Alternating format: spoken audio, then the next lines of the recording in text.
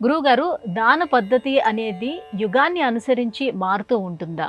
కృత, త్రేత, ద్వాపర యుగాలలో ఈ దాన పద్ధతి అనేది వేరుగా ఉందా? దానం గురించి చెప్పాలి అంటే వైదికమే ప్రశస్తమైన మార్గం.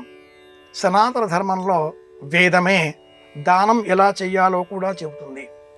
కామో దాత, కామ ప్రతిగ్రహీత, కామగం సముద్రమావిశ, కామేన త్వా ప్రతిగృహ్ణామి, తానస్త్వా ఆంగి రస ప్రతిగృహ్ణాతు. ఎవరు ఏది ఇచ్చినా తీసుకునేటటువంటి వారు అంగిరస మహర్షికి అందజేస్తున్నాను అని చెప్పి తీసుకోవాలి. ఇది వేద ప్రమాణం. అయితే పౌరాణిక జ్ఞానం ఈ అంశాన్ని మరొక విధంగా ప్రస్తావన చేస్తుంది. పూర్వం పెద్దలు ఒక శ్లోకం చెప్పేటటువంటి వారు, అభిగమ్య కృతే దానం.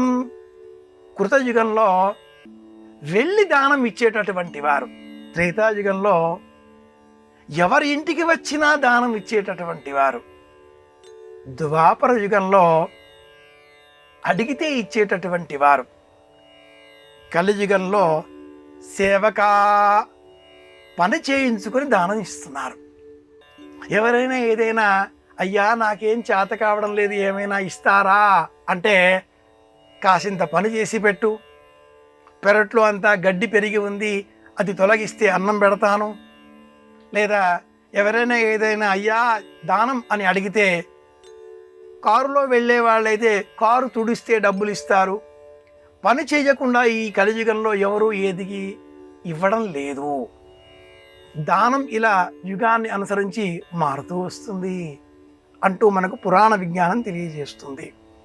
వెళ్ళి దానం ఇచ్చేటటువంటి కాలం సత్యకాలం కృతయుగం, వచ్చిన వారందరికీ దానం ఇచ్చే కాలం త్రేతాయుగం, అడిగిన వారికి దానం ఇచ్చే కాలం కర్ణుడి కథల ద్వారా ద్వాపర యుగంలో విన్నాం.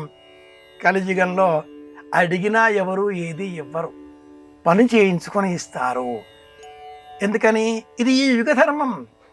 ఆంగ్లంలో ఒక మాట ఉంది, without consideration all the contracts వైడబుల్.